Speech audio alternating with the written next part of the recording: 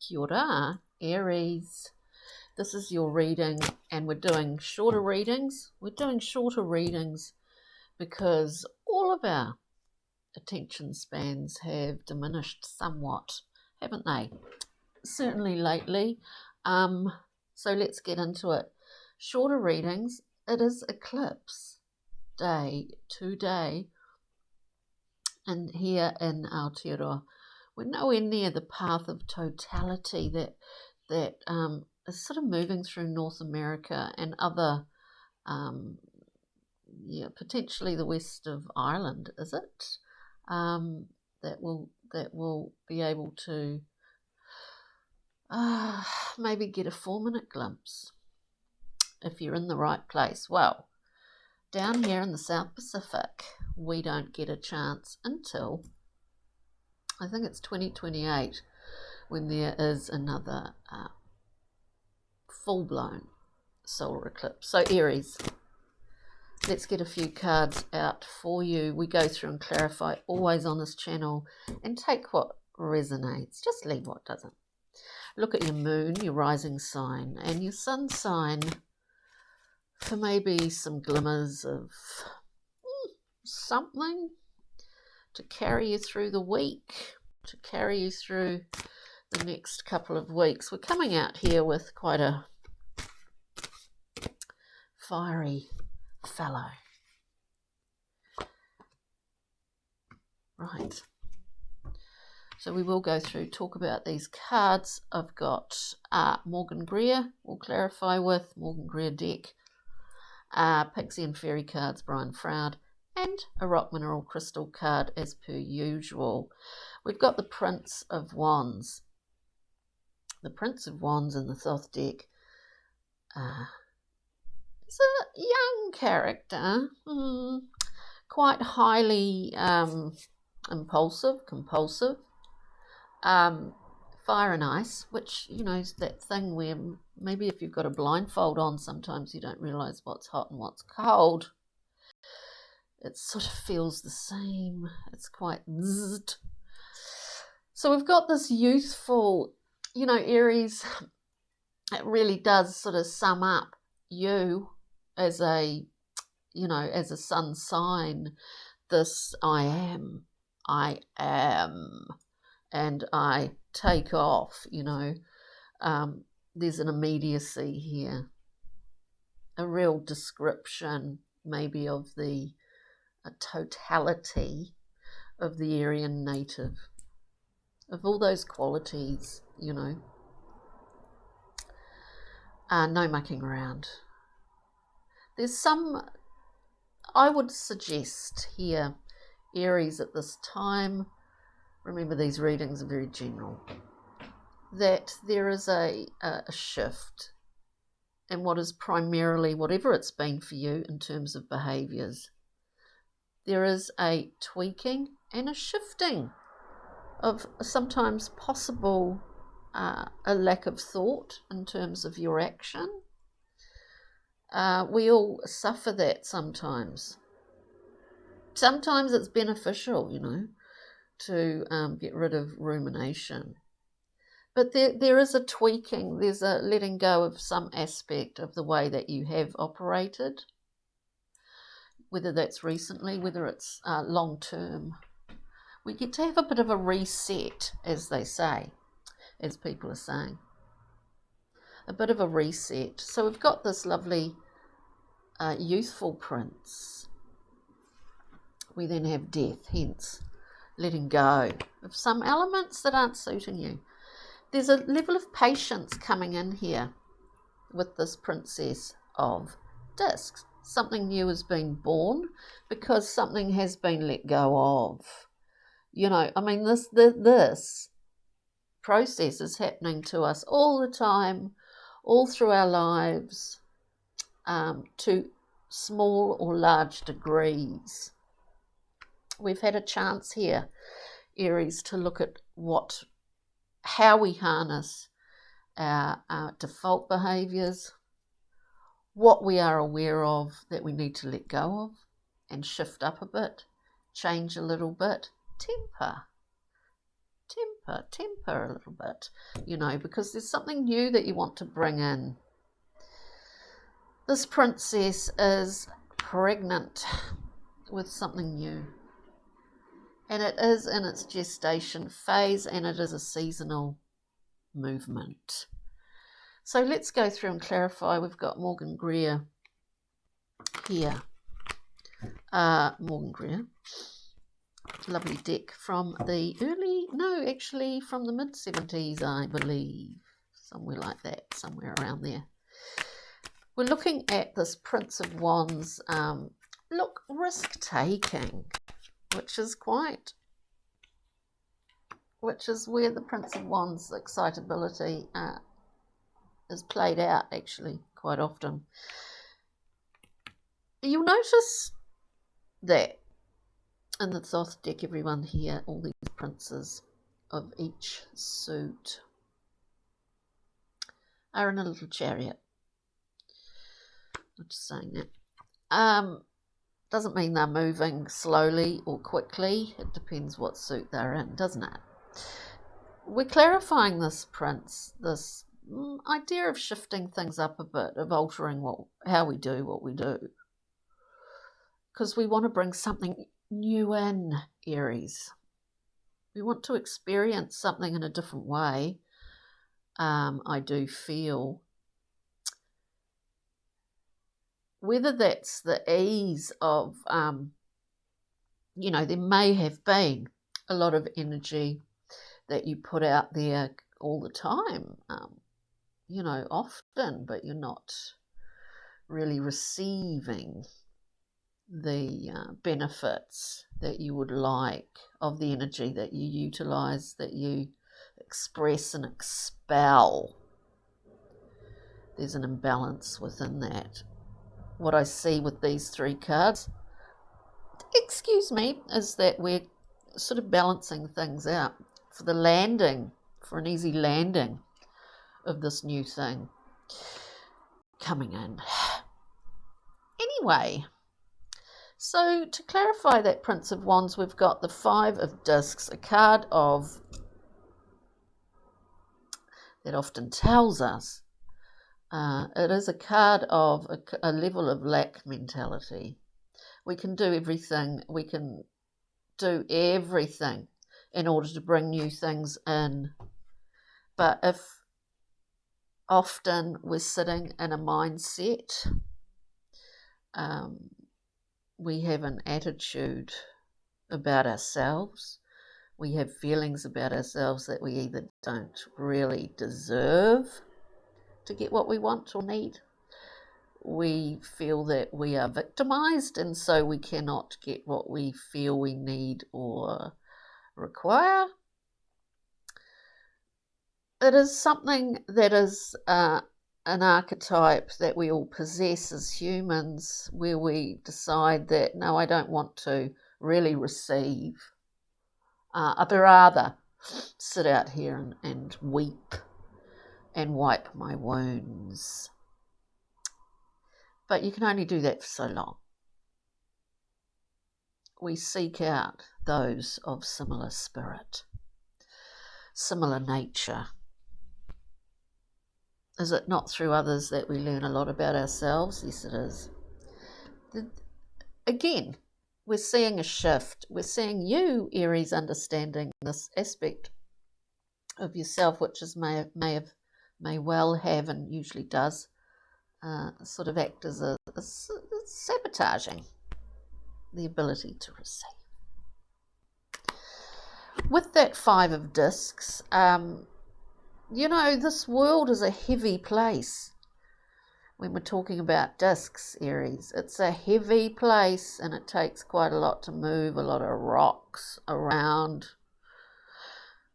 It takes quite a lot to get movement sometimes. But obviously you've been reviewing things of this nature. For some of you that are watching this, if this resonates, great. If it doesn't, just leave this reading. Because coming up next, we have the beautiful Chariot, talking about balancing things out, talking about creating a little landscape here in your world that is waiting and willing and expecting this to be born into it, whatever this is. The Chariot cannot move, can really not move and create as it goes, as it rises from, because it does symbolically rise from the primordial seas of the High Priestess. Oh, the Empress. Both in many respects. Those salty, formless oceans, right? The Chariot's moving fast, and it's able to because it is in balance here. So something, because of the alterations that you are making, the efforts you are making in your life, you have created more of a balanced scenario, headspace, mental space. Could be in the physical space for yourself. Death, we all know death. We let something go in order to bring something new in. It doesn't come easily, often. It does not come easily, Aries. We're getting a little bit of a overview of a penny dropping for you in recent weeks or recent months. So we hold this beautiful fisherman here. I always think of it as that. In the Thoth deck, wonderful lady Frida Harris painted all these cards, worked in collaboration. A wonderful artist. Sorry, I've got hair in my eyeball. Now, so we have this Knight. The Knight of Discs. The Knight of Pentacles. We are methodical. Here we understand what we've got in front of us, we understand what we're dealing with. We're kind of confident. We're not resisting or getting frustrated about the time that it may, take to do what we need to do. We do the Queen's bidding. And here we are, the Knight. Solid, dependable, reliable character. Words of truth. Messages. Honest messages. There's an Aries here who has understood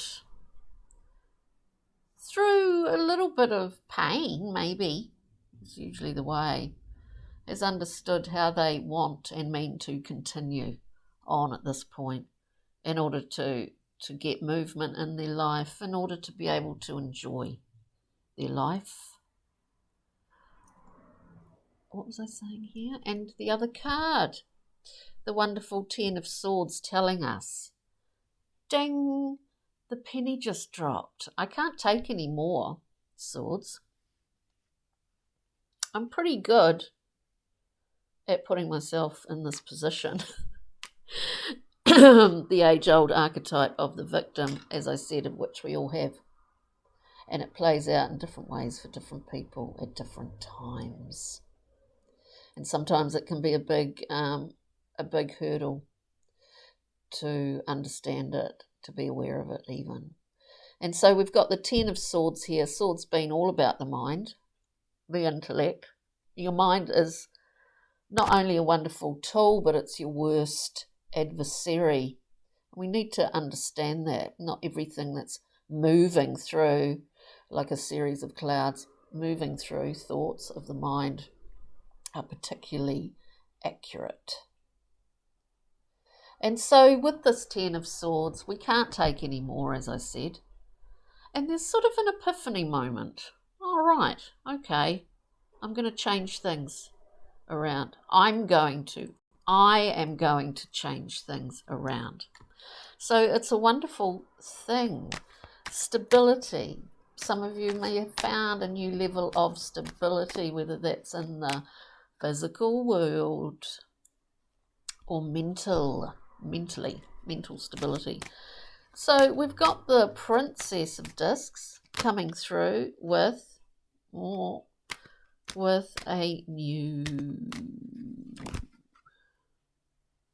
very new thing. We've got the 9, another 9. I'm talking about gestation. 9 of Wands. We're very adept at protecting our quite fixed boundaries here. And the way I look at often the 9 is that we can be quite defensive, and we can get into a habit of that. And it can be in regards to other people, like we're always kind of defensive with certain people because it's a habit.